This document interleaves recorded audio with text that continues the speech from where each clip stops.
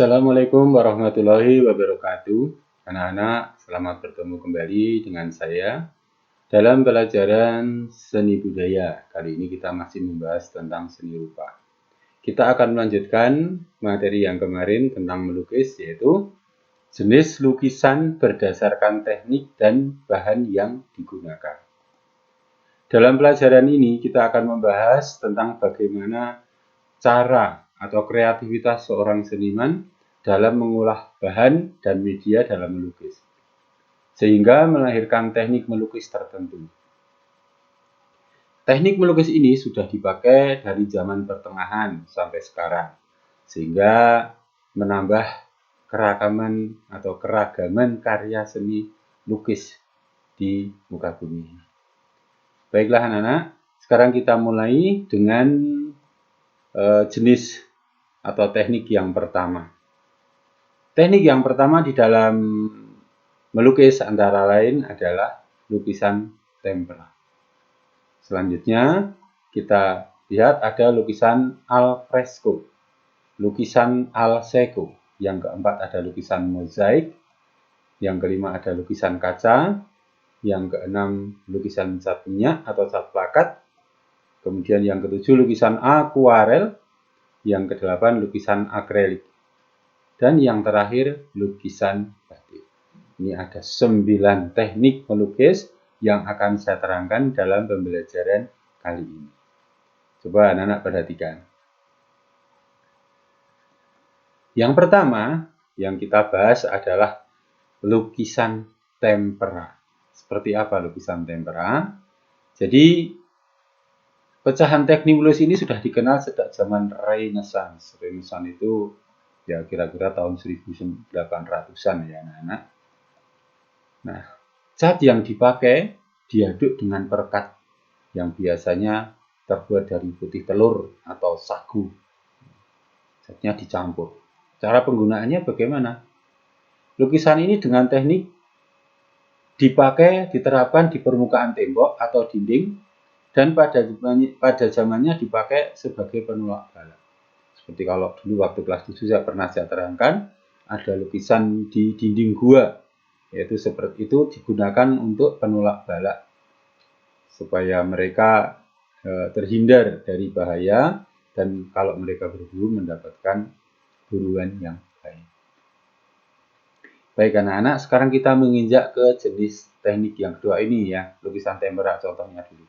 Ada lukisan tempera seperti ini. Ini dibuat dengan menggunakan perekat. Baik, sekarang kita lanjutkan lukisan al fresco. Teknik melukisan al fresco diterapkan di dinding yang masih basah dengan ditaburi bahan perekat. Lukisan teknik ini yang dikenal ada di Istana Vatikan. Nah, ini contoh.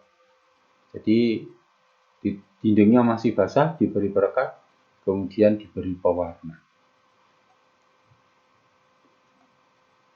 Selanjutnya, kita akan membahas lukisan al secco.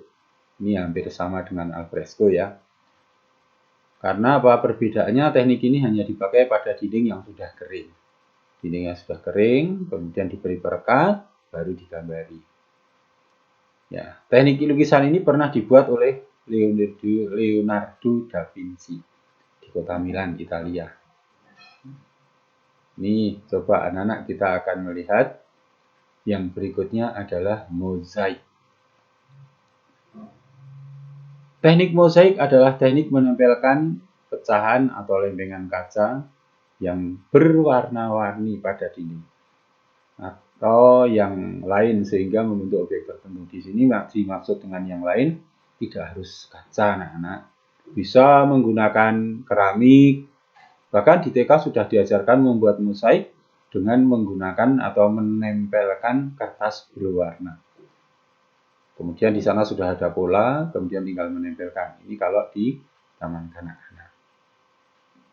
Bahan yang biasa digunakan untuk teknik ini adalah yaitu pecahan keramik, porselin, potongan kertas, atau juga bisa dengan batu yang berwarna-warni.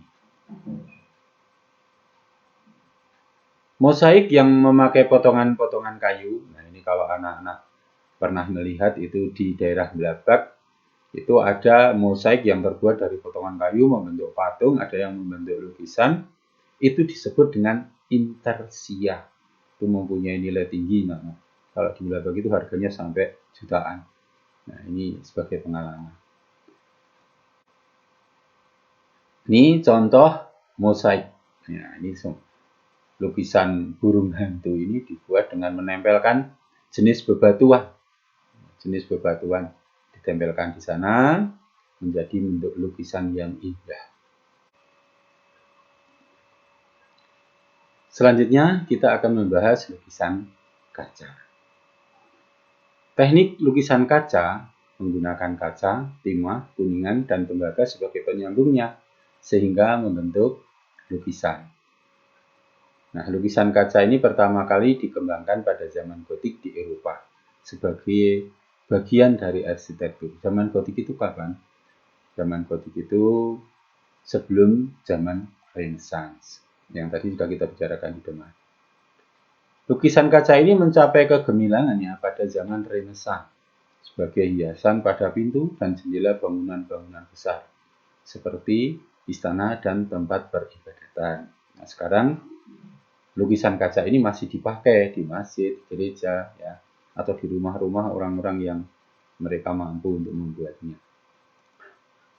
Di Indonesia, teknik lukisan kaca pada awalnya berkembang sebagai seni industri rumah tangga di Cirebon, Jawa Barat, sebagai warisan dari teknik yang dicontohkan oleh seniman Belanda.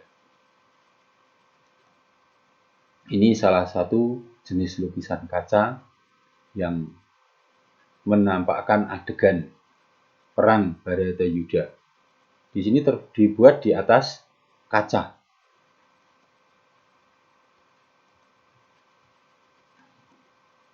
Selanjutnya kita membahas lukisan cat minyak atau cat plakat. Lukisan cat minyak atau cat plakat ini medianya adalah kanvas ya. Kanvas itu kain yang telah diberi dasar yang dicampur dengan lem ya, atau sering disebut dengan singwit. Singwit itu melapisi kanvas supaya kalau diberi cat atau kita cat itu tidak tembus sampai ke belakang untuk melukis. Jadi dia lebih fleksibel. Nah, cat yang digunakan biasanya dikemas dalam bentuk tubuh timah, sehingga dalam bentuk pasta, sehingga mudah digunakan. Pasta itu seperti kalau kalian melihat pasta gigi ya, itu bentuknya kira-kira seperti itu. Dalam pemakaiannya dicampur dengan lin oil atau minyak cat lukis. Ya, ini berbeda dengan cat yang digunakan untuk mengecat pintu atau mengecat mobil. Ini khusus untuk melukis itu ada cat sendiri. Contoh lukisan cat minyak atau cat plakat, ini ya lukisannya seperti ini. Menggambar dengan menggunakan cat minyak atau cat plakat. Selanjutnya adalah lukisan akrilik. Lukisan jenis akrilik adalah lukisan dengan bahan yang disebut akrilik yang menghasilkan warna-warna yang cerah dan menyala. Nah, lukisan teknik ini sering digunakan untuk berbagai eksperimen, biasanya di sepatu, tas, atau berbagai bahan lain. Di kain ya, di kain bisa cat akrilik ini. Contoh lukisan akrilik, nih lukisan akrilik yang dibuat di atas kain. Ini ada seorang wanita yang sedang melukis dengan cat akrilik pada sepatu. Nah, ini sepatu ini jadi mempunyai harga yang lebih karena mempunyai hiasan-hiasan yang mungkin dibuat secara berbeda-beda, custom sendiri-sendiri. Kemudian ini ada lukisan cat akrilik yang diterapkan pada gelas kaca. Nah, ini lukisan akrilik itu seperti itu, indah. Selanjutnya kita lihat sampai yang ke-9, kita akan membahas tentang lukisan batik.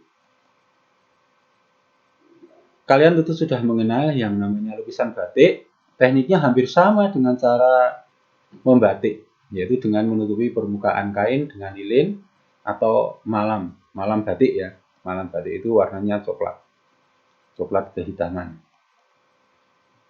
Kain yang ditutup lilin inilah yang membentuk titik garis atau bidang ataupun ruang sebelum menjadi sebuah gambar, dan hasil akhirnya dicelup ke dalam larutan pewarna. Membuat karya seni merupakan wujud ekspresi dari suatu ide atau gagasan.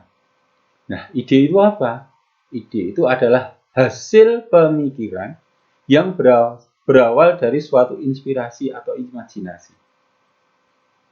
Gambaran yang tertangkap melalui ruang imajinasi seseorang dapat diwujudkan dalam bentuk karya seni.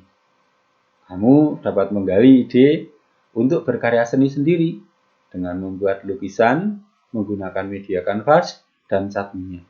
Nah, nanti anak sebagai tugas akhir dalam pelajaran ini, setelah kalian saya ajari teknik melukis, kalian nanti praktek di rumah dengan menggunakan cat yang bisa kamu jangkau. Boleh menggunakan cat poster, boleh juga menggunakan cat air. Baik anak-anak, saya rasa pertemuan kita kali ini saya cukupkan sekian. Saya harapkan kalian bisa menjalankan tugas-tugas dengan baik, jaga kesehatan di masa COVID pandemi ini. Assalamualaikum warahmatullahi wabarakatuh.